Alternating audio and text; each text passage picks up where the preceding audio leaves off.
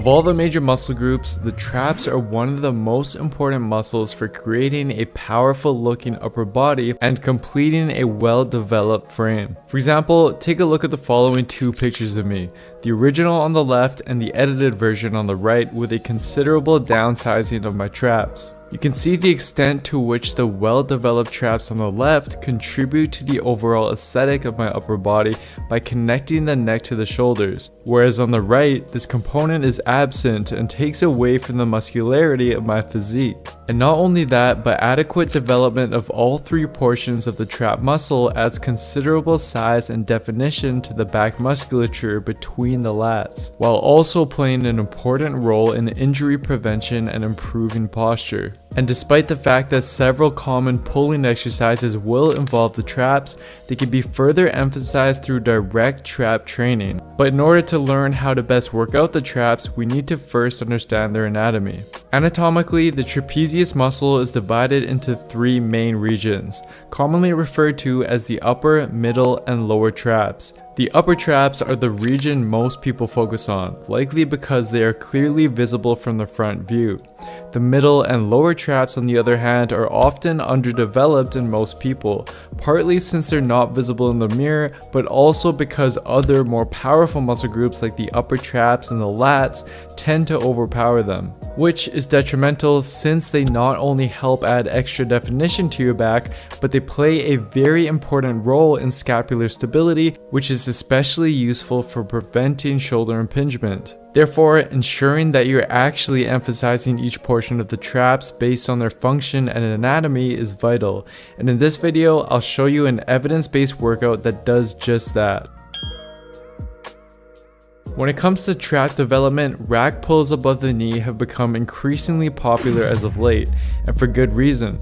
Although this exercise will target the majority of the back musculature, most of the emphasis is placed on the upper traps. And the reason they're so effective at building the upper traps can be explained through the findings of the following two EMG analysis studies. Both studies found that during the conventional deadlift, upper trap muscle activity is the lowest during liftoff to mid-lift, when the bar is around knee height, whereas from past the knee to lockout, the involvement of the upper traps increases and reaches its maximum muscle activity. Therefore, by limiting the movement such that you're only performing the upper portion of a deadlift, you're able to specifically emphasize and overload the upper traps with heavy weight without taxing your lower body musculature, making above the knee rack pulls a very effective option for targeting the upper traps without impairing your recovery. And it should also be noted that since, as shown in this 2011 study from the University of Kentucky, upper trap muscle activity during the deadlift increases with heavier loads,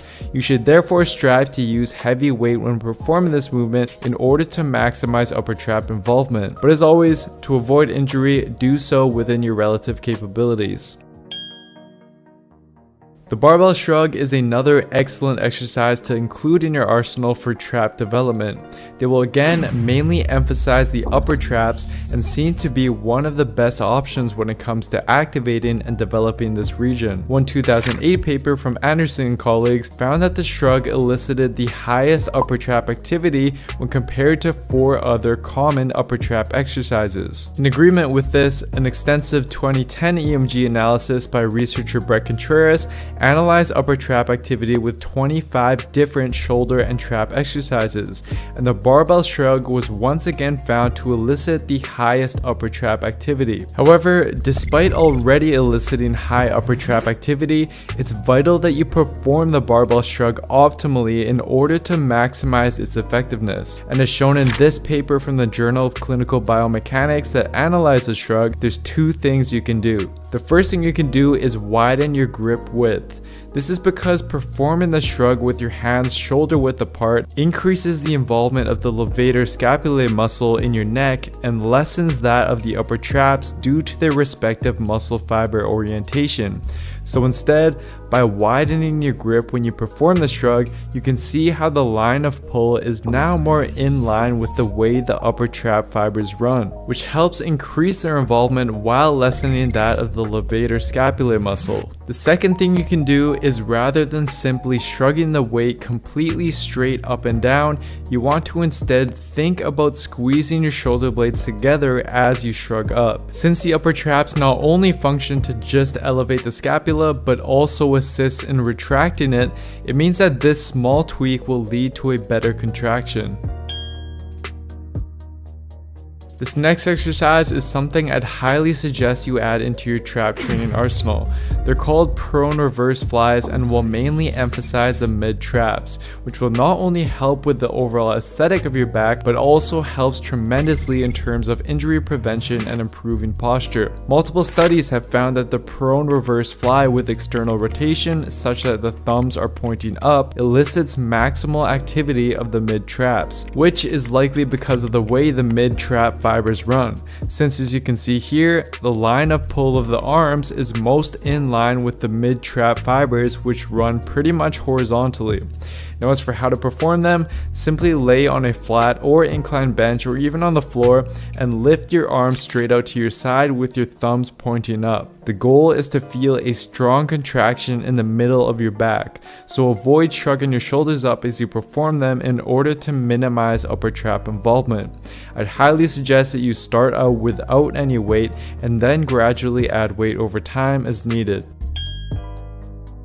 This exercise will mainly emphasize the lower traps, which, like the mid traps, not only contribute to aesthetics, but also play a vital role in strength and stability of the shoulder and improving posture. And in support of this exercise, one 2003 EMG study by Ekstrom and colleagues found that prone Ys elicited the highest lower trap activation when compared to 9 other common lower trap exercises, which again is likely because of the way the lower trap fibers run, since as you can see here, the line of pull of the arms is most in line with the lower trap fibers, which run downwards at a slight angle. And the way to perform this exercise is pretty much identical to the previous exercise, just with your arms positioned such that they make a Y shape. I'd suggest starting out with no weight initially, and then you can progress it by either adding weight over time or by performing the same concept with the cable machine for the added resistance, where you kneel down and grab the opposite cables with each hand and raise your arms overhead such that they make a Y shape. So to wrap this all up, here is a sample workout you can do using the exercises previously discussed.